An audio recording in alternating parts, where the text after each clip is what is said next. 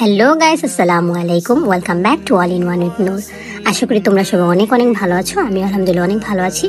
আজকে তোমাদের সাথে হাজির হলাম ছোট্ট একটি ব্লগ নিয়ে, যেখানে ছিল খুঁটিনাটি কিছু কেনাকাটা আর বাহিরে ইফতার আর কবরস্থান জিয়ারত। তো চলো দেখতে থাকো আর কিছু কিছু করে বলতে থাকি। এই তো ফার্স্টে আমরা চলে গেলাম কেরানীগঞ্জ থেকে, নৌকা পার হচ্ছি। নৌকা পার হয়ে ওখান থেকে আমরা ডিসাইড করতেছিলাম আমরা কোথায় যাব ফার্স্ট। তো এই তো পার হতে হতে আস্তে আস্তে ডিসাইড হয়ে গেল।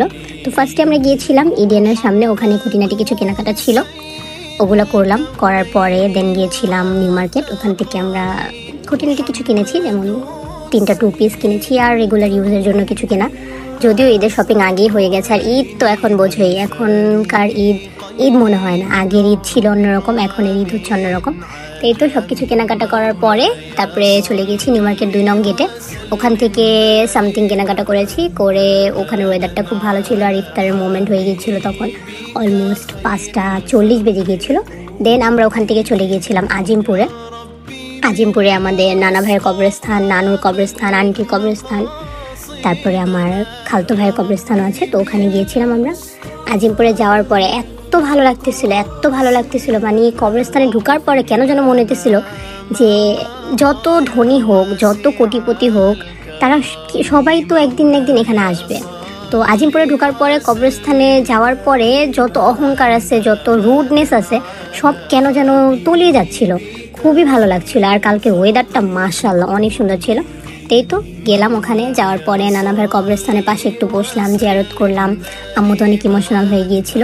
আর এখানে না বললেই না, ওখানে যে একটা পাখি দেখতেছো, এই পাখিটা আমাদের ইফতারের আগ মুহূর্ত থেকে ইফতার পর পর্যন্ত ছিল। তো এখানেই তো আজান দিয়ে দিচ্ছিল।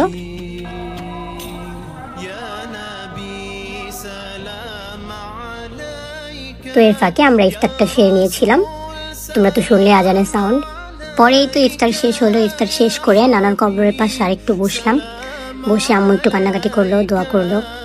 তারপরে আস্তে করে চলে গেলাম বাইরে আসার সময় ভালো লাগছিল খুবই, আবার এক পর্যায়ে খুবই কান্নাও পাচ্ছিল যে আমাদের এখানে আসতে হবে। তারপরে ওখানে আজিমপুরের পাশেই হালিম আছে, ওখানে মামার হালিম খেলাম, ফুচকা খেলাম, খাওয়া দাওয়াটা আগে করলাম, তারপরে বেরোয় গেলাম, কেনাকাটা করলাম যা ছিল বাকি ওগুলো করে। আর নিউ মার্কেটে এত ভিড়, ইফতারের পরে মনে হয় ভিড়টা যেন বেড়ে যায়। পরে ওখান থেকে একটু স্ট্রিট ফুডও খেলাম। তারপরে গিয়েছিলাম আমি বেকিংয়ের জন্য কিছু জিনিস কিনতে, আমার ক্রিম শেষ হয়ে গিয়েছিল, তারপরে চকো চিপস শেষ হয়ে গিয়েছিল। আর ওখান থেকে আমার ভাবি আবার নিল কোরিয়ান রামিন। তো এগুলো কেনার পরে ওই মামার দোকানে আবার অর্গানিক মেহেদিও ছিল, যদিও প্রাইজে বনেনি তাই নিইনি। তারপরে এই তো শপিং শেষ করলাম। শপিং শেষ করে তারপরে আস্তে আস্তে পুরান ঢাকায় গেলাম। পুরান ঢাকার নবাবগঞ্জে ওখানে ভালো একটা রেস্টুরেন্ট আছে, ছোটোর মধ্যে মোটামুটি ভালোই। তো ওখানে গিয়ে খাওয়া দাওয়া করলাম। খাওয়া দাওয়া করে তারপরে আস্তে আস্তে পাশে চলে আসলাম। তো এই ছিল আমার কালকের ব্লগ, এই ছিল আমার কেনাকাটা আর ঈদের টাইম স্পেন্ডিং উইথ ফ্যামিলি। তো তোমরা সবাই ভালো থেকো, আল্লাহ হাফেজ। আর যারা যারা আমার চ্যানেলটিতে সাবস্ক্রাইব করোনি করে দিও, আর যারা যারা ফেসবুক থেকে দেখছো তারা সবাই like, comment, share and follow করে দিও।